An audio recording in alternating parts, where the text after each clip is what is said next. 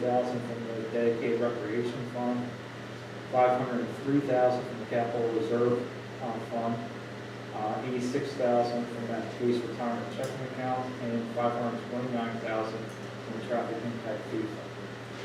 Can I add to that, Scott? Just for the record, as an example, when Scott got these quotes, Effort National Bank on a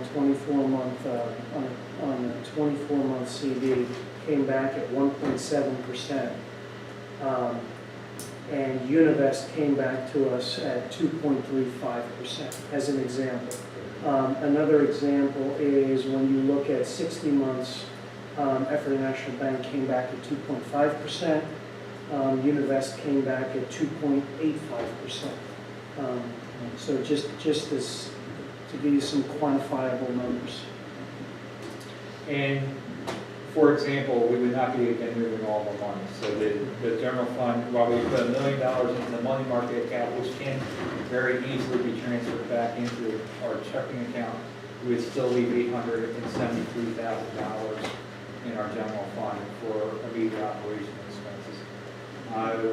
The other funds, we would leave a token amount to allow us to keep our checking account open, with the exception of the capital reserve fund, which we split the difference. There would be $503,000 onto the money market and $506,000 staying into the checking account. So I think it's kind of it's a conservative approach. It will certainly give us a better rate of returns. Quite frankly, it's putting about $50,000 annually back into our budget that we're not doing right now. So it's not a small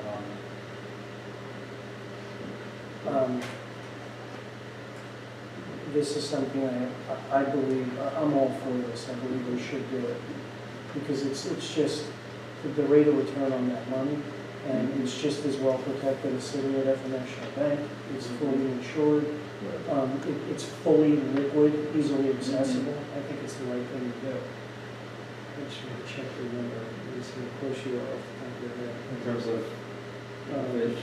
the 50,000. Yeah. 52% of 2.5 million is 50,000.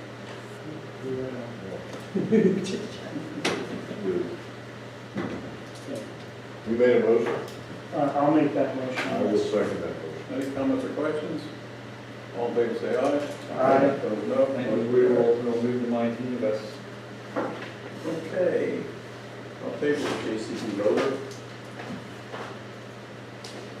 Manager's report. Yes, Mr. Chair. CM High will be turning on the school flashers tomorrow. The first day of school is next Tuesday, so school is here already. So that's occurring. Morganshire, this is a reminder, securities were set for Christmas. Road dedication was at our last meeting. I anticipate the Stillmore facilities will be dedicated late September, which will at that point then begin to close out the project. Recreation Board update, the scope and fee was received by Laird Associates and is currently under review by the Stony Point Park Executive Group. A meeting is tentatively scheduled for August 23rd to formally review and make recommendations to the Board of Supervisors. I have not gotten a confirmation email from the group that whether they're going to meet. I have left it up to the group's president to set this meeting, so it's not me setting this up. So I don't have a direct handle on whether that meeting is actually going to happen on August 23rd or not. Pool updates, August 3rd, met with the pool vendor to review the first 2 months. In general, it's been a big upgrade with their current food vendor that we have there. First time around inspection, passed flying colors from the food inspection. Food's good feedback from everybody. Issue she's having is she's not making a profit. So that was the reason to meet and kind of come up with some ideas that help her do better profit-wise, so that we will have her come back again next year because she was doing a good job. So we did suggest some ideas. She suggested some ideas for us to incorporate into next year for the pool, which I think will be enough to bear to come back next year. So, key meetings have occurred. Met with Wabash Landing. I didn't hear any feedback negative to their road closure, so I'm assuming that went well. But we did meet to discuss the road closure on the 6th. Talked about the landmark meeting the other day, and today I met with the EDC just to discuss development that's occurring in the township. So that's the Economic Development Corporation. MS4 side, the annual reports for the township is due in September. So that will consume a lot of time in the next week and a half. I was putting that 200-page document together. But Tony's volunteered to do most of the regular form, those 200 pages. Have a couple meetings that are occurring. Stony Point is getting ready to actually dedicate roads too. So tomorrow I'm meeting with Martin Paving to go over the requirements for road dedication and to kind of just wrap up some final paving issues. Next week we actually have 2 UGI initiated meetings.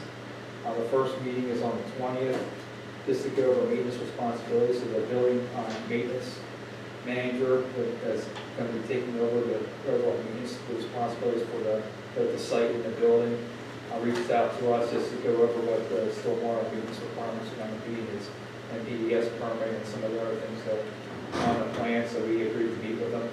And then on the 21st, myself, Tony, and Skip are going to be meeting with some of the UGIs just to go over this general project, get a little bit of an update from them. Again, that was UGI requesting that meeting. There's also Lancaster County Clean Water Partnership meeting that's going to be next Friday. That group has taken over preparing the county WIP, which is the Waterway Improvement Plan for the whole county. And I'm going to be sitting in that meeting just finding out what the county is going to be getting all of the municipalities to do at this point. And then we have the business leader forum in 2 weeks.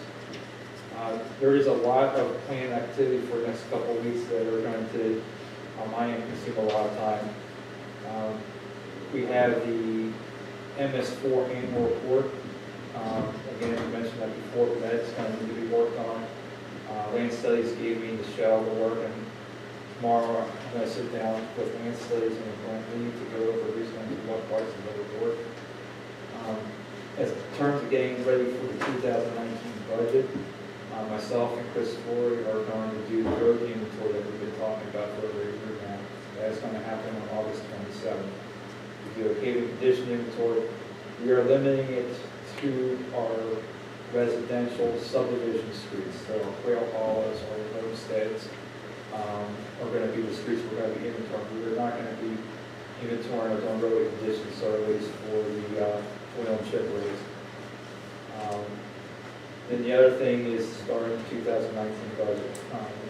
Liz has put together, which I have not looked at, the 4-year projections for the overall general fund. Next step now, after that gets issued to guys, is that we'll start putting 2019 budget worksheets together. Liz and I are going to be starting that work also on August 27th. So with that, that concludes my report. Thank you. Any questions? Yeah, I have one question. Something to keep in mind for next year's budget. We talked about this before, and I think we, at the time, decided we're going to hold off on it, but you mentioned that CM High is going to turn on the school flashers. Yep. We talked about upgrading those, getting those flashers upgraded to today's standards. They don't have to come around and turn them on, that they would automatically go on and off during the school year, Yeah. and during holidays and things like that. Yeah. It's just something to think about, because, I mean, it's old, some of those things have been around forever. I'll check on that, but those upgrades have occurred. Are you sure? Yeah, I'm going to follow up on that because now you got me questioning myself. Because they shouldn't have to turn them on. There's initial turn on at the beginning of the year and then initial turn off. Okay, then I misunderstood. Yeah, that. but I'm going to double check with what they did with their last contract. Okay. But they did, they also. There's a switch in there, you just put it on. There's also Yeah, but backup. it's still the idea, they're supposed to be able to set that on a rotating thing. It's just like a computer. It changes your time on your clock, the daylight saving time and everything else. I'm sure that happened. What we used to do was there's a switch inside the box that says occasion. You hit the switch, the lights are off. When they want to activate them again, you turn the switch on and that's it. Yeah, mine was, the reason you still have, even with an automated system now, the reason you still have an initial turn on, turn off, quite frankly, is because school start dates change Okay. and that's school fine. end dates change. That's So fine. I- everything else kind of falls the same. And the other thing that will, the system's not smart enough to recognize when there's a school holiday either. So when there's a Monday off, And I understand that, and again, I'll stand corrected, that happened. I'll double check that, but the battery backup should have been installed. That was one of the issues we had every time the system went out. We had to go manually adjust things, and that battery backup should be taken care of that. Okay, thanks, Scott. One quick question for Scott. Any update on Weatherwoods, Scott? Our attorney did have a discussion with both the bonding attorney as well as with Burke's Homes attorney. That discussion occurred about 3, if not 4 weeks ago at this point. I did reach out to Tom Goodman to re-engage both those attorneys because they both had gone quiet at this point. The way it was left with both those attorneys, there's one item right now that has hung up. There's a section of roadway that is not constructed, and I can't remember off the top of my head the name of that roadway right now. That was not constructed. It was part of phase 2 work of that project. Originally, Burke's Homes agreed to they were just going to do it, even though it's technically the bonding company's responsibility. Burke's Homes had some additional costs that occurred on site, and so they reevaluated whether they feel they should be paying for something that's required by the bonding company to do, and so that's what got their attorney involved. That has kind of created a little bit of a hiccup right now. So what was left with the township, with those two parties, was suggested that they split the difference between both of them, with the bonding company paying half and Burke's Homes paying half. And both attorneys for both those parties tentatively agreed to that, and they've gone quiet since then. So how much is left? Let me ask this. With school getting ready to start in the next couple of weeks, are the buses going in? Not yet. Okay. I thought, we've been beating this around for I don't know how long now, as far as we let them, Burks get in there, start taking things over with, okay, finish first at the buses, and those people have been in there how many years? Still don't get the buses brought in, the kids still gotta come out on Hill Road, but we've been sending the plows and the plow within the last year and a half. Well, we've been plowing for the last winter. We had to, because no one else was going to do it. It was either we plowed it or it didn't happen. The bank stopped plowing it when the developer went bankrupt. I'm just saying, not that you get people coming in here. I appreciate the sense of urgency, but our only other action is to take court action against Lexon, and then that's going to be additional cost to the township at this point. And it will probably slow the process down even more, about a couple more years to this process if we get into the suit. So I'd still kind of like to try and work an amicable solution, but it's not a quick process. We probably have had over the last, since January, 12 to 15 conversations, including a couple different field walks with Lexon. We've had a number of conversations with Burke's Homes. Got Burke's to pick up a couple of things that really been Lexon's responsibility, even though now they're funding the roadway part back to Lexon. But that's the challenge we're going to have. If we go legally after Lexon, we'll have a couple more years to this project. So we might have to do that, but right now the focus is to do amicable. No, I'm just curious, thank you. It's not forgotten, it's just not moving quick.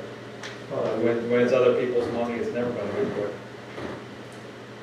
With Burke's promising the world, now you got families coming in, whose kids are gonna have to go out to the end there. Now there's more kids coming out the Hill Road to catch a bus.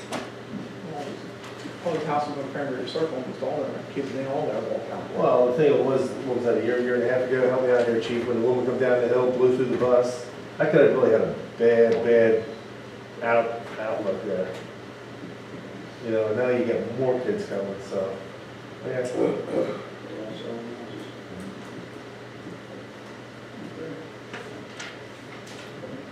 Public comment, non-agenda item. Pool report? It was filled. There were people coming to the pool. A lot of rainy days though.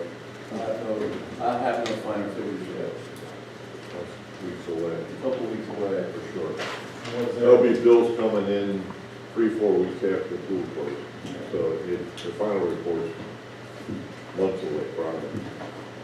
is there a closure, another week, or fully closed for a day, or? Maybe a technical problem, we're closed on Monday. And this week, the baby pool's been closed most of the week because the rain messed up the chemicals in it, so, yeah, there's been interesting things this summer. But by and large, it's been very well. It's been a good summer. We had a lot of people that are not members coming to the pool. I made a deposit $200 yesterday. What was the technical problem that caused the closure? Which is a technical problem.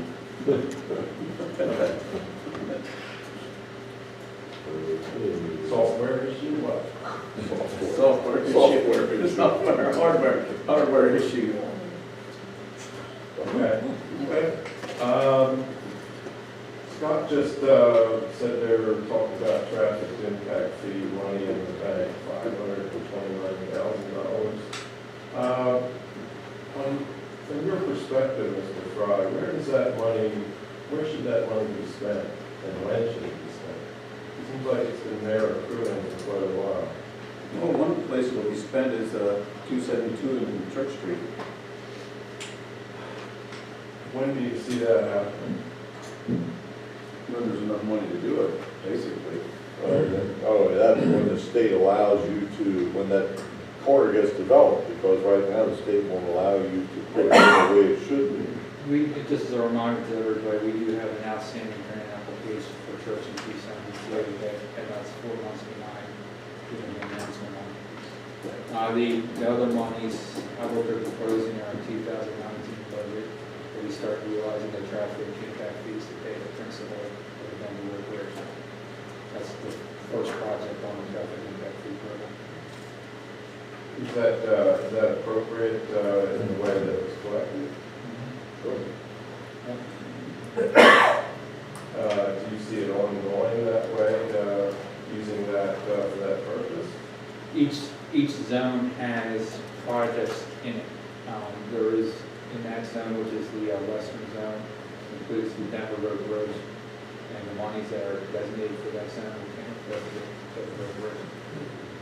What portion of it do you suspect or would be used in it?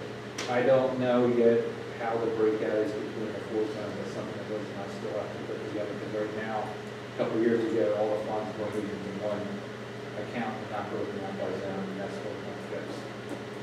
So it has to be broken out accordingly. And you're counting on using all of it for that zone, just for the bridge project? That's the first project for that zone, was the Denver Road Bridge. So I'm looking at least just covering the principal and not the rest of the kit.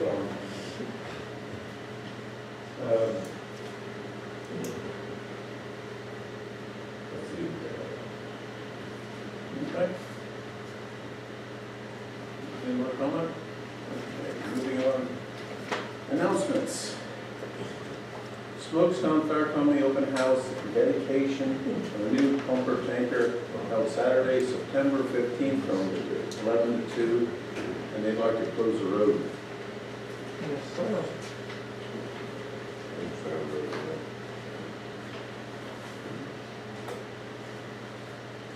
Mr. Chair, would you actually like to make a motion for that? Yeah.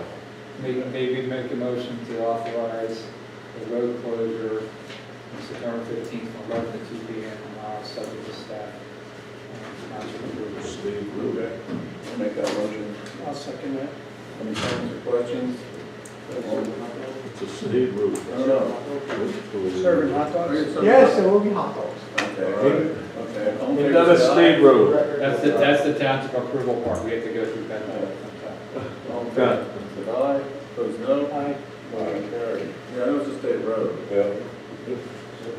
There is- We gotta let them know we approved it first. Right, there's a process that we will work with Mr. Stover that they have to go through and do that. It's good. If not, we just pretend there was an accident there for a while. Serving hot dogs. That's right. like how you think. Yep. Business owner forum held August 28th. Somebody's gonna take care of that. Yeah, that's going well. As previously advertised, September 6th, Board of Supervisor meeting will be held at the Smokestown Fire Company. Our air conditioner work. What'd they say? Their air conditioner works. Get mad at you. What's the road? Oh, now you have it. We met there What's already, the you didn't road? have air conditioning. What's the road? It's usually cool there. I would guess that smoke's on the road, I don't know. Any other business for the township? I make a motion to adjourn. I'll second that. All in favor, say aye. Aye. Motion carried, thank you. There's this gentleman back there though, Okay. he wants to know the name of the road that's being. It's Hot Dog Alley. Hot dog alley, okay. No, really? Yes. I don't know. They have a. So it is smoked out.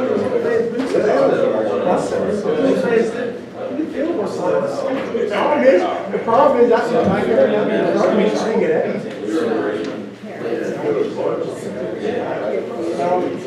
I'm out of here. I don't think really, man.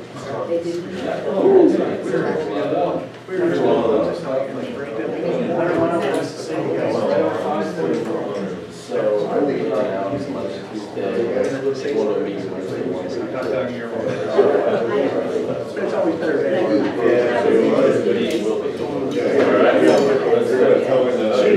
Oh, I can't